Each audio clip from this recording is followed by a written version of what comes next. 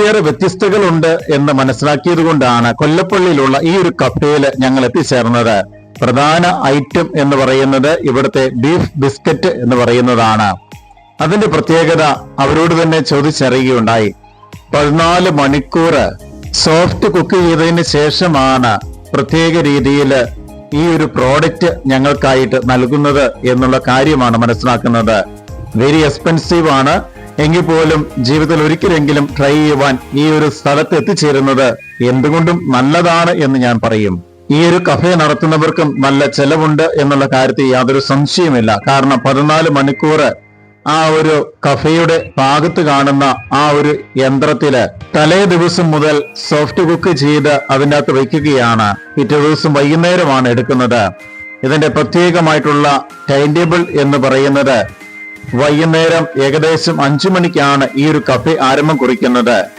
ഇവിടുത്തെ ഏറ്റവും പ്രധാന ഐറ്റം എന്ന് പറയുന്ന ബീഫ് ബിസ്ക്കറ്റ് ആണെങ്കിൽ പോലും മറ്റ് ഒത്തിരിയേറെ വെറൈറ്റികളുടെ വലിയൊരു സമുച്ചയം തന്നെ മെനു കാർഡിൽ ഞങ്ങൾ കാണുവാൻ സാധിക്കുകയുണ്ടായി. ഇതിന്റെ മറ്റൊരു പ്രത്യേകതയാണ് ശനി ഞായർ ദിവസങ്ങളിലാണ് ബീഫ് ബിസ്ക്കറ്റ് നമുക്ക് ലഭ്യമാകുന്നത്. കാരണം ഇത്രയധികം പ്രോസസ്സുകൾ ഉള്ളതുകൊണ്ടും നേരത്തെ ബുക്ക് ചെയ്തില്ലെങ്കിൽ തീർച്ചയായിട്ടും ശനി ഞായർ ദിവസങ്ങളിൽ മാത്രമേ നിങ്ങൾ ഇവിടെ എത്തിച്ചേരാവുള്ളൂ. ഈ കാര്യം മനസ്സിലാകാതെ ഒരു വീക്ക് ഡേയിലാണ് ഞങ്ങൾ എത്തിച്ചേർന്നത്. അതുകൊണ്ട് പോർക്കിന്റെ മറ്റ് പല തരത്തിലുള്ള വിഭവങ്ങൾ കൊണ്ട് ഞങ്ങൾ സംതൃപ്തി അടയുകയാണ് ചെയ്തത്. പോർക്കിന്റെ ഒത്തിരിയേറെ വ്യത്യസ്ത ഇനത്തിൽപ്പെട്ട വ്യത്യസ്തമായ വിഭവങ്ങൾ ഇവർ നമുക്കായി സെർവ് ചെയ്യുന്നുണ്ട്. അതുകൊണ്ട് ഞങ്ങൾ ബാച്ചുകാരോടൊപ്പമാണ് ഇവിടെ എത്തിച്ചേർന്നത്. വീക്ക് ഡേയ്സിലായതുകൊണ്ട് ഞങ്ങൾക്ക് പ്രധാന ഐറ്റം നഷ്ടം സംഭവിച്ചിരിക്കുകയാണ്. ഞങ്ങളുടെ പ്രധാന ഉദ്ദേശം, വരവിന്റെ പ്രധാന ഉദ്ദേശം എന്ന് പറയുന്നത് ബീഫ് കൊണ്ടുള്ള ആ ഒരു ബിസ്ക്കറ്റ് കഴിക്കുക എന്നുള്ളതാണ്. പക്ഷെ അത് ഞങ്ങൾക്ക് സാധിച്ചില്ല. എങ്കിലും പോർക്കിന്റെ വ്യത്യസ്ത ഇനത്തിൽപ്പെട്ട ഒത്തിരിയേറെ വിഭവങ്ങൾ, അതും വ്യത്യസ്തമായിരുന്നു. വ്യത്യസ്തമായ രുചിയാണ് ഞങ്ങൾക്ക് സമ്മാനിച്ചത്. തീർച്ചയായിട്ടും ഞാൻ പറയും, ഒരു പ്രാവശ്യമെങ്കിലും ഈ ഒരു കഫേയിൽ വന്ന് ഇതൊന്ന് ട്രൈ ചെയ്യണം. മസ്റ്റ് ട്രൈ എന്ന് പറയുന്നത് ഞാൻ പറയും ബീഫ് ബിസ്ക്കറ്റ് ആണ്. ആദ്യ ഭാഗത്ത് ബാച്ചുകാരോടൊപ്പം എത്തിച്ചേർന്ന് കഴിഞ്ഞപ്പോൾ അത് സാധ്യതമാകാത്തതുകൊണ്ട് മറ്റൊരവസ്ഥയിൽ തീർച്ചയായിട്ടും വരണം എന്ന് മനസ്സിൽ ഉറപ്പിച്ചുകൊണ്ട് തന്നെയാണ് ഇവിടെ നിന്ന് ഞങ്ങൾ വിട പറഞ്ഞത്. ബാച്ചുകാരോടൊപ്പമാണ് ഇവിടെ തിരികെ വീണ്ടും എത്തിച്ചേരുവാൻ ഞാൻ പ്രതീക്ഷിച്ചിരുന്നെങ്കിൽ പോലും ബാച്ചുകാർക്ക് പലർക്കും അസൗകര്യം വന്നതുകൊണ്ട് എന്റെ അനുജനോടൊപ്പം ഞാൻ ഈ ബീഫ് ബിസ്ക്കറ്റ് കഴിക്കുവാൻ വേണ്ടി എത്തിച്ചേരുകയായിരുന്നു. ഇപ്പോൾ വീഡിയോയിൽ കണ്ടുകൊണ്ടിരിക്കുന്ന എന്റെ അനുജനെയാണ്.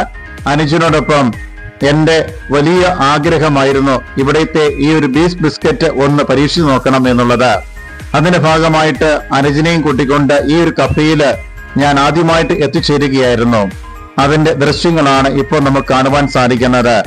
14 മണിക്കൂർ സോഫ്റ്റ് കുക്ക് ചെയ്തതിന് ശേഷമുള്ള ബീഫ് ബിസ്ക്കറ്റ് നമുക്ക് ടേബിളിൽ ഇപ്രകാരമാണ് സെർവ് ചെയ്യുവാൻ ലഭ്യമാകുന്നത്.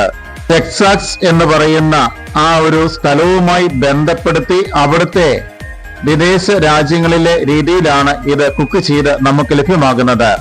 മസാലയുടെ കുറവൊക്കെയുണ്ട്.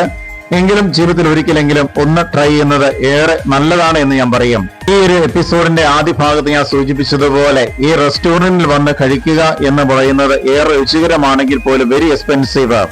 അതുകൊണ്ട് ബീഫ് ബിസ്ക്കറ്റ് കൊണ്ട് ഞങ്ങൾ അവസാനിപ്പിച്ചില്ല. മറ്റു വിഭവം കൂടി ഞങ്ങൾ ചേർത്ത് വെച്ചുകൊണ്ടാണ് അവസാനം കുറിച്ചത്. ബീഫ് ബിസ്ക്കറ്റ് വെറും 250 ഗ്രാം മാത്രമേ ഉണ്ടായിരുന്നുള്ളൂ.